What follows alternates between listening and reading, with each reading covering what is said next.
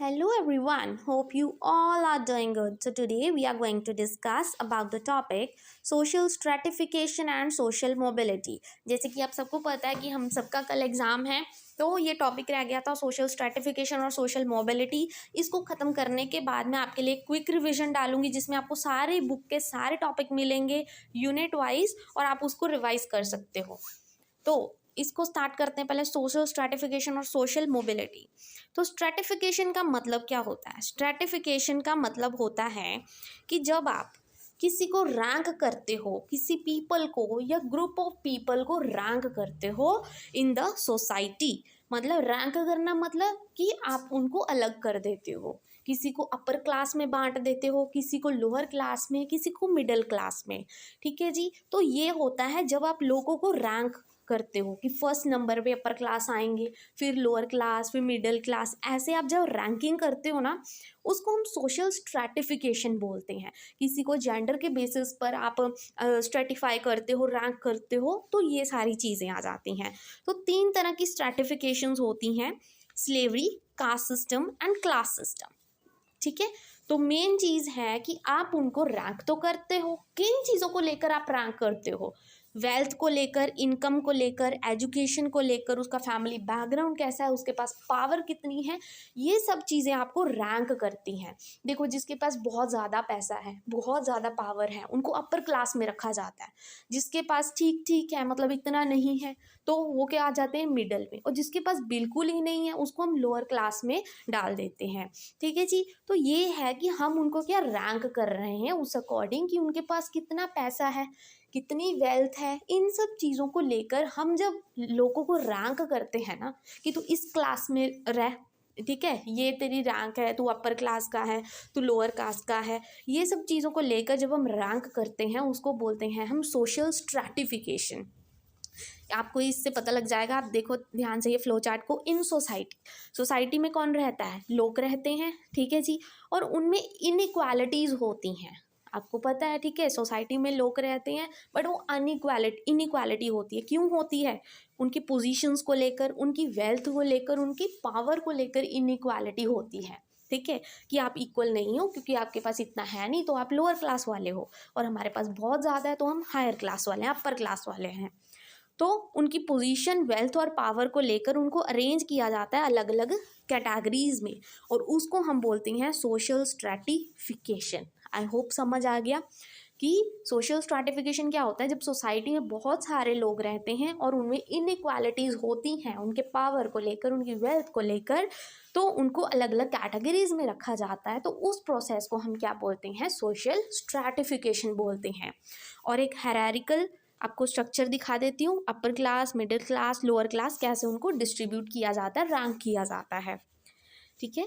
तो इनमें क्या इन्वॉल्व किया जाता है? सुपीरियर और इन्फीरियर दोनों ही इन्वॉल्व होते हैं। सुपीरियर होते हैं जो हायर क्लास वाले, इन्फीरियर होते हैं जो बहुत लोअर क्लास वाले होते हैं। ठीक है जी। Then it is a social process, और सोसाइटी में देखने को भी मिलता है ये। ठीक है जी। और सोशली हायरार्किकल, ये आप टेबल देख सकते हो, ये बनाया है हायरार्किकल। ठीक है जी। तो ये क्या है? हायरार्किकल है। Then it is a ability of the people to control the others, और जिससे क्या करते हैं, जो लोग होते हैं दूसरों को कंट्रोल करते हैं अपने वेल्थ से, अपनी पावर से, मनी दिखा के। ठीक है। तो उनको कैसे स्ट्रैटिफाई किया जाता है, कैसे उनको बांटा जाता है? सोशल क्लासेस को लेकर बांटा जाता है, जेंडर को लेकर, तू मेल है, तू फीमेल है, ऐसे उनकी रैंक्स की जाती है कि मेल्स को सबसे ज़्यादा प्रियोरिटी देनी चाहिए as compare to that of this. Gender stereotyping आ जाता है। रेस को लेकर उनको बांटा जाता है, और डिसेबिलिटी को लेकर बांटा जाता है।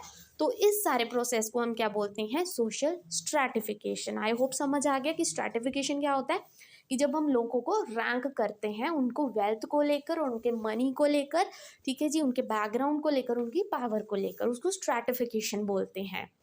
Then comes mobility. मोबाइल का मतलब ये होता है मूवमेंट। ठीक है, जब आप क्या करते हो? मूवमेंट करते हो। ठीक है। बट मूवमेंट किस चीज़ की? मूवमेंट इन द सेंस कि चाहे आप एक जगह से दूसरी जगह भी मूव कर रहे हो। ठीक है। ऑक्यूपेशन में, कि जैसे आपके फादर हैं, अभी उनके पास इतना पैसा नहीं है, बट आपने क्या किया? आप बहुत एजुकेटेड हुए, आपने बहुत स्किल्स गेन की, और आप आज बहुत अच्छी पोजीशन पर हो। मतलब मूवमेंट किया आपने ऑक्यूपेशन का, आपके पापा की छोटी सी दुकान थी, आपने बहुत मेहनत की उस पर और आज एक बड़ा मॉल आपने खड़ा कर लिया। वो होती है सोशल मोबिलिटी कि कौन से चेंजेस आए आपकी स्टेटस को लेकर, आपकी पोजीशन को लेकर, आपके ऑक्यूपेशन को लेकर। ठीक है, स्ट्रैटिफिकेशन थी कि जब हम रैंक करते थे लोगों को, बट मोबिलिटी क्या होती है जब उनके स्टेटस और ऑक्यूपेशन में चेंजेस आते हैं, मूवमेंट आते हैं। और फॉर एग्जांपल हम ले सकते हैं कोविड-19 सबसे बेस्ट एग्जांपल है इसका।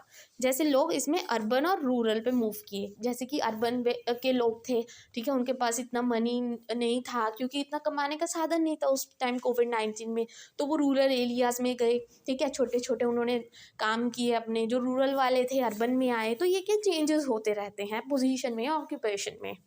Then social mobility takes place where there is a change in the status and occupation.